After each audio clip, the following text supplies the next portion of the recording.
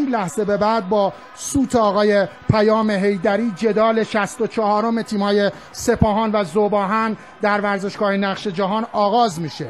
قضاوت این مسابقه بر عهده آقای حیدری است که آقایان محمد رضا منصوری و هادی طوسی او رو در امر قضاوت یاری خواهند کرد. مرداد محمدی هم هست، ضربه زده میشه به دیواره دفاعی، بر میخوره و آغاز میکنه. عمق رفته مرداد محمدی، میتونه داخل محوطه جریمه بیاد. خود محمدی و کرنر برای سپاهان تابی خواهد شد و خبری از بارندگی نیست. حرکت ذوب‌آهنی از اون سمت آغاز شده.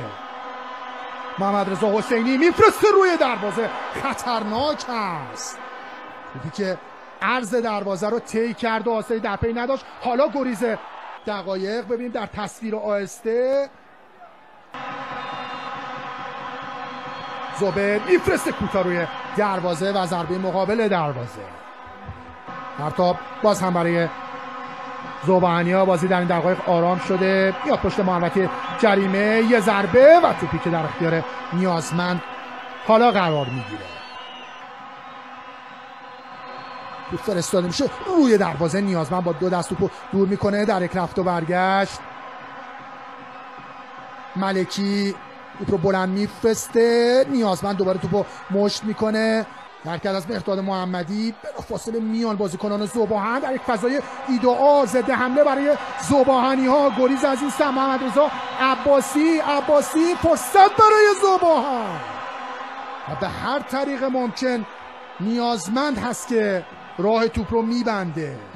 محال کرد نیازمند از زاویه‌ای بسته در شرایطی که تا آخرین لحظه با او سیاوش یزدانی حرکت میکرد. ببینید خوب اومد جلو مرداد محمدی. دو بازیکن در مقابلش هستن، میندازه در آن، فرصت برای سجاد شهبازاده توی دروازه. گل اول این مسابقه رو سپاهان به وسیله سجاد شهبازاده میزنه تا ورزشگاه نقش جهان سر از پا نشناسه. ضربه روی زمین ببینید در تصویر هست، یه بازیکنم باش میرفت اما خوب خودشو جدا کرد. یه نگاه، یه ضربه دقیق از کنار دستان مظاهری به درون دروازه. عالی بود پاس پای چپ مرداد محمدی. ببینید اینجا دیگه موقعی بود که ضربه رو باید بزنه و خوبم زد.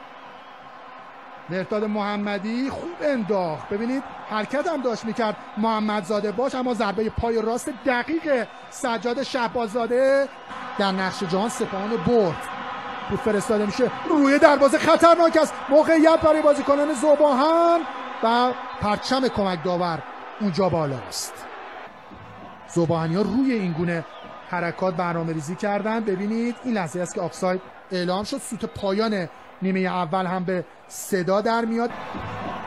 مظاهری به توپ ضربه میزنه، خالد شفیعی نمیتونه ضربه سر رو بزنه. موقعیت هست، یه لحظه اشتباه نیازمند و توپی که حالا در اختیار میگیره و خطاهای زیادی رو هم انجام دادن.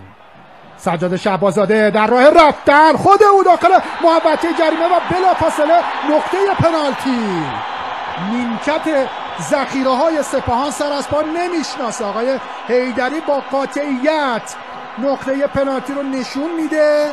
ذوب‌آهن گریز سجاد شهبازاده، دو بازیکن از دو سمت صد راهو شده از این زاویه. تشکر از همکارانم. این تک ببینیم تا ثانیه‌های دیگر. کیروش میزنه و به بیرون.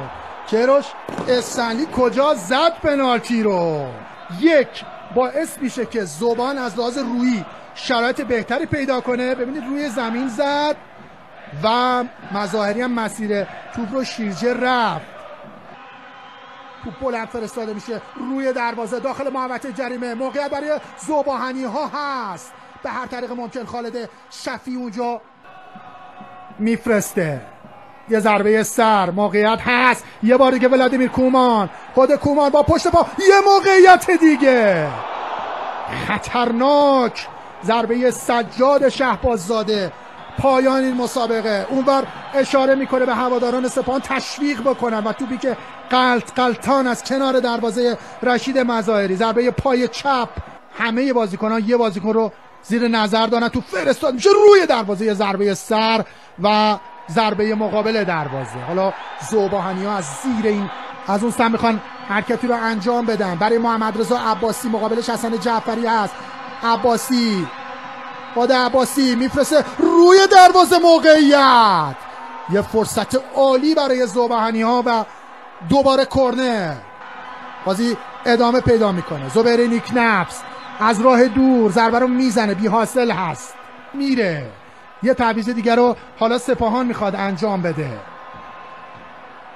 پاسای اشتباه در این دقایق. یه لحظه اشتباه. کیروش استنلی، خود کیروش. موقعیت برای ولادیمیر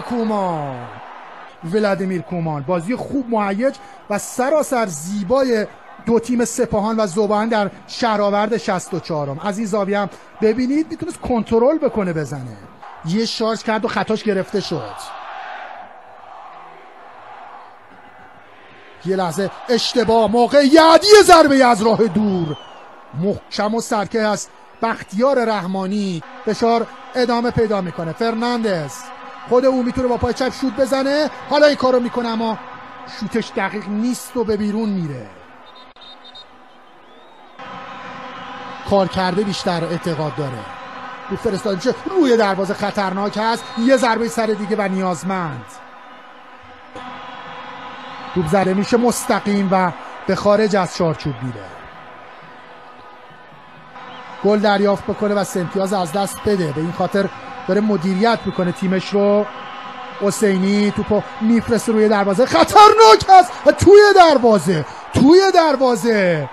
ذوبحان دقیقه 85 به وسیله ارسلان مطهری بازی رو 1-1 مساوی میکنه. ذوبحان 1، سپاهان 1. ذوبحان اینقدر توپ ریخت و فشار آورد تا به بازی برگشت. امیر قلعه‌نویی که دوباره تیمش جلو افتاد و گل خورد. ارسال بی‌نقص و اینم پرواز ارسلان مطهری در بین این همه مدافع بلند قامت سپاهان. چقدر خوب توپ رو فرستاد و اینم ارسلان مطهری مسلط روی هوا بلند شد و قدر این پاس زیبای محمد رضا حسینی رو دونست و توپ رفت به اون گوشه دروازه کرد و یه جورایی همین یه امتیاز هم به وضعیت ذوبحان میتونه سر و سامان بده، البته اگر دوباره نتیجه تغییر نکنه. پشت مدافعین موقعیت هست، همچنان موقعیت داخل محوطه جریمه. ببینیم چه خواهد شد. این توپ سجاد شهباززاده، همچنان کیروش استنلی. توپ گل نمیشه. فشار بی امان بازیکنان سپاهان از چپ و راست زدن و توپ نرفت درون دروازه. اونجا افتاد. ببینید اینجا ضربه سر رو کیروش زد، کنار خط گرفت بختیار رحمانی توپ رو. این سجاد شهباززاده است، با پای چپ زد، دوباره مظاهری برگردوند و اینجا در لحظه آخر نه جعفری و نه کیروش نتونستن کارو تموم بکنن. خود سجاد دور میزنه، میفرسته کرنر. خب ضربه دروازه رو گرفت. چه اعتراض میکنن اونجا با آقای طاهری؟ باید به بازی به کارت قرمز به عباسی نشون میده و تعویض حالا باید عوض بشه فکر میکنم. خب چه اتفاقی اونجا رخ داد؟ معترض هست آقای منصوریان، علیرضا منصوریان. توپ حسینی رو میزنن. سوت پایان این مسابقه به صدا در میاد.